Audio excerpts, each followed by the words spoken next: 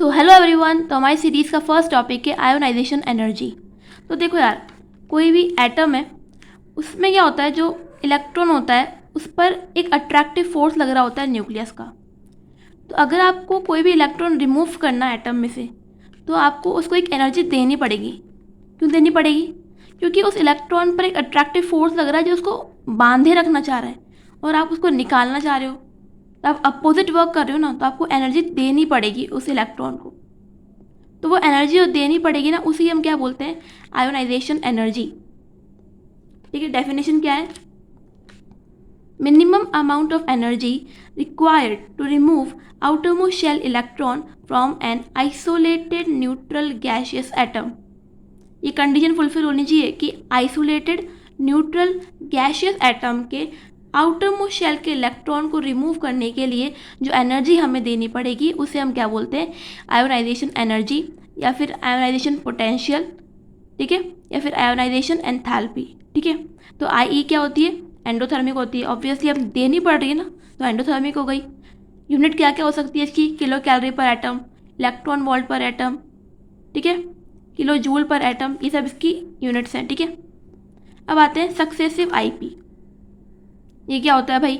तो देखो, ये एक न्यूट्रल एटम है, इसमें से एक इलेक्ट्रॉन निकाला तो +1 चार्ज आ गया। ठीक है, तो इसमें जो एनर्जी देनी पड़ी उसे हम क्या बोलेंगे, IP1। फिर ये M+1 में से अगर एक इलेक्ट्रॉन निकालेंगे तो क्या बन जाएगा, M+2। तो ये क्या हुई, ये हो गई IP2। ये इस एटम की IP2 है। ठीक है, इस एटम की ये IP2 है और M+1 की IP1 है ये। ठीक है, तो IP2 ये किसकी है, इस एटम की, न्यूट्रल एटम की। और फिर ये M+2 में से एक और इलेक्ट्रॉन निकालेंगे, M+3 बन जाएगा। और ये जो एनर्जी हमें देनी पड़ी है क्या है, IP3। IP3 किसकी है, ये न्यूट्रल एटम की। तो अब इधर से इधर अपन जा रहे हैं तो नंबर ऑफ इलेक्ट्रॉन कम होते जा रहे हैं, ऑब्वियस सी बात है। इसमें एक इलेक्ट्रॉन निकाला, फिर एक और इलेक्ट्रॉन निकाल दिया, फिर एक और इलेक्ट्रॉन निकाल दिया, तो इधर से इधर जा रहे हैं तो नंबर ऑफ इलेक्ट्रॉन कम हो रहे हैं, सिग्मा कम हो रहा है, तो यानी कि ज़ेड इफेक्टिव बढ़ रहा है। और अगर ज़ेड इफेक्टिव बढ़ रहा है तो IP भी बढ़ेगा, यानी कि सक्सेसिव IP हमेशा बढ़ता है। यानी कि किसी एक एलिमेंट के लिए IP3 is always greater than IP2 and IP2 is always greater than IP1। ये कंडीशन हमेशा फुलफिल होगी। डजेंट मैटर कि अगर ये एलिमेंट ज़्यादा स्टेबल बन रहा है या वो कम स्टेबल बन रहा है, कोई भी कम स्टेबल बन रहा हो या कोई ज़्यादा स्टेबल बन रहा हो, उससे कोई मतलब नहीं है। बिल्कुल आंख मीच के एक पर्टिकुलर एलिमेंट के लिए IP3 हमेशा IP2 से ज़्यादा होगा और IP2 हमेशा IP1 से ज़्यादा होगा। डजेंट मैटर कि इलेक्ट्रॉनिक कॉन्फ़िगरेशन क्या आ रहा है, स्टेबिलिटी कम हो रही है कि ज़्यादा हो रही है, उससे कोई मतलब नहीं है। ठीक है, उसके बाद आता है फैक्टर अफेक्टिंग IP। तो सबसे पहला फैक्टर है इफेक्टिव न्यूक्लियर चार्ज। तो इफेक्टिव न्यूक्लियर चार्ज के डायरेक्टली प्रोपोर्शनल होता है हमारा IP। जैसे जैसे इफेक्टिव न्यूक्लियर चार्ज बढ़ेगा वैसे वैसे क्या होता है, अट्रैक्शन बढ़ता है, तो उसके लिए फिर हमें ज़्यादा IP देनी पड़ती है। ठीक है, तो ये अपन कहाँ पे लगाते हैं, ये हम अलॉन्ग अ पीरियड IP निकालने के लिए हम ये वाला फैक्टर यूज़ करते हैं, दैट इफेक्टिव वाला। ठीक है, क्योंकि वहाँ साइज डोमिनेटिंग फैक्टर नहीं होता, वहाँ इफेक्टिव न्यूक्लियर चार्ज जो है वो डोमिनेटिंग फैक्टर होता है। ठीक है, सेकेंड फैक्टर है एटॉमिक साइज। तो देखो यार, जैसे जैसे साइज बढ़ेगी वैसे वैसे क्या है, जो आउटर मोस्ट शेल वाला इलेक्ट्रॉन है वो न्यूक्लियस से दूर जा रहा है, तो उस पर अट्रैक्टिव फोर्स भी क्या हो रहा है, कम लग रहा है। तो उसको, उस इलेक्ट्रॉन को निकालने के लिए हमें एनर्जी भी कम देनी पड़ेगी। ठीक है, तो इसलिए फिर IP is inversely proportional to size. ठीक है, तो ये हम कहाँ लगाते हैं, ये हमें ग्रुप में IP का ट्रेंड निकालने के लिए लगाते हैं। ठीक है, तो इसका एग्जाम्पल क्या हुआ, लिथियम से लेकर सीरियम तक अगर अपन जाएं तो साइज बढ़ रही है, तो IP क्या हो रहा है, कम हो रहा है। और सोडियम से लेके आर्गन, ये क्या आएंगे, अलॉन्ग पीरियड है, एक ही पीरियड के में है। तो सोडियम से लेके आर्गन तक अपन जाएं तो ज़ेड इफेक्टिव बढ़ रहा है, तो IP भी बढ़ेगा। ठीक है, ये अलॉन्ग द पीरियड है और ये अलॉन्ग द ग्रुप है, तो पीरियड में ज़ेड इफेक्टिव वाला फैक्टर लगाना है और ग्रुप में साइज वाला। ठीक है, थर्ड फैक्टर है हमारा पेनिट्रेशन पावर। पेनिट्रेशन पावर क्या होता है, क्लोजनेस टू न्यूक्लियस। ठीक है, तो सबसे ज़्यादा क्लोज कौन है न्यूक्लियस के, S, फिर P, फिर D, फिर F।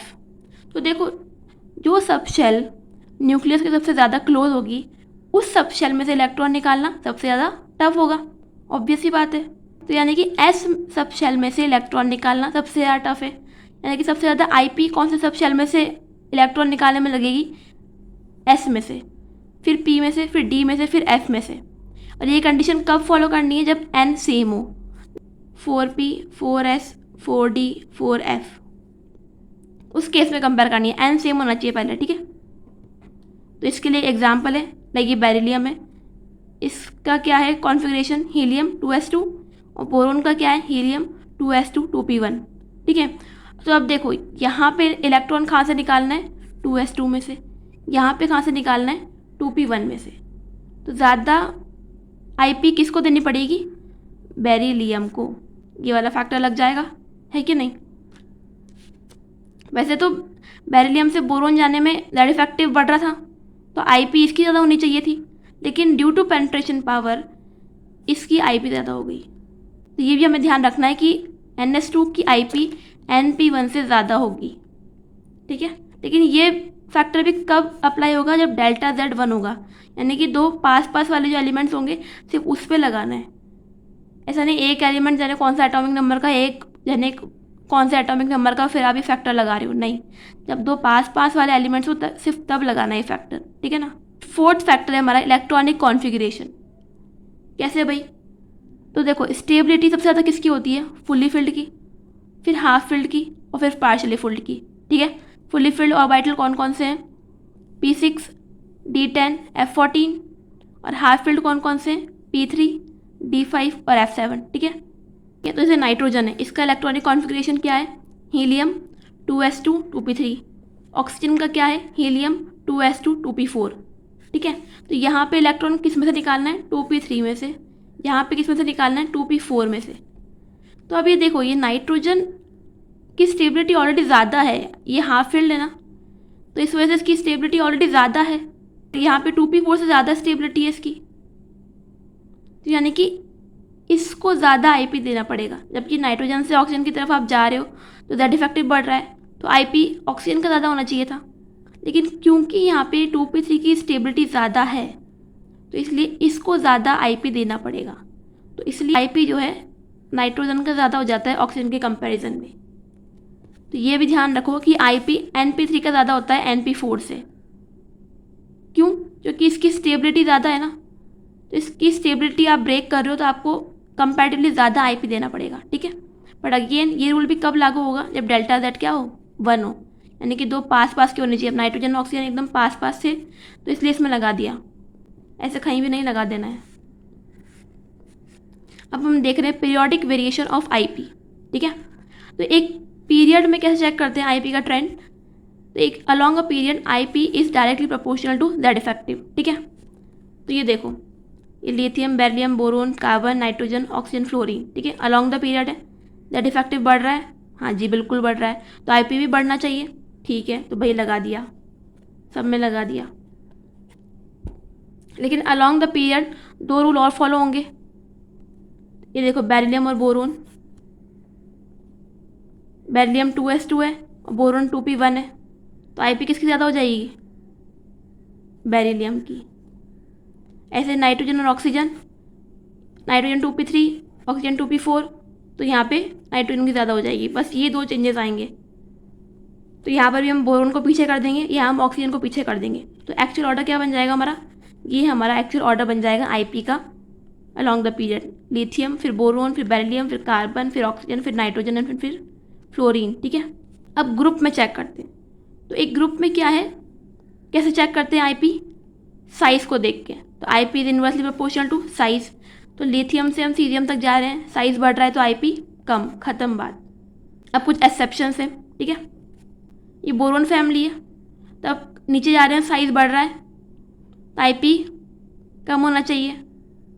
एक्सपेक्टेड ऑर्डर आईपी का ये होना चाहिए कि भाई आईपी कम हो रही है, बट एक्चुअल ये होता है। ऐसा क्यों भाई, क्योंकि अब ये एल्यूमिनियम और गैलियम है, यहाँ पे due to transition contraction aluminium और गैलियम की साइज़ अप्रॉक्सीमेटली सेम हो जाती है, या फिर हम यूँ कह सकते हैं कि साइज़ एल्यूमिनियम की ज़्यादा हो जाती है ड्यू टू ट्रांजिशन कॉन्ट्रैक्शन। तो अब अगर साइज़ एल्यूमिनियम की ज़्यादा हो गई तो आईपी किसकी ज़्यादा हो जाएगी, गैलियम की, ठीक है। यहाँ इन दोनों में क्या है, लेंथेनॉइड कॉन्ट्रैक्शन की वजह से इन दोनों की साइज़ ऑलमोस्ट इक्वल हो जाती है, या फिर हम ये कह सकते हैं कि साइज़ थोड़ी सी इसकी ज़्यादा रहती है, तो इसलिए फिर IP इसकी ज़्यादा हो जाती है। ठीक है, तो नेट ऑर्डर क्या बनता है हमारा, फिर ये फिर ये फिर ये फिर ये और फिर लास्ट में ये वाला। ठीक है, तो ये एक्सेप्शन है और ये पूछा भी जा चुका है एक बार एग्जाम में, तो इसको याद रखना कि नेट ऑर्डर क्या होता है। फिर है डी ब्लॉक का एक्सेप्शन।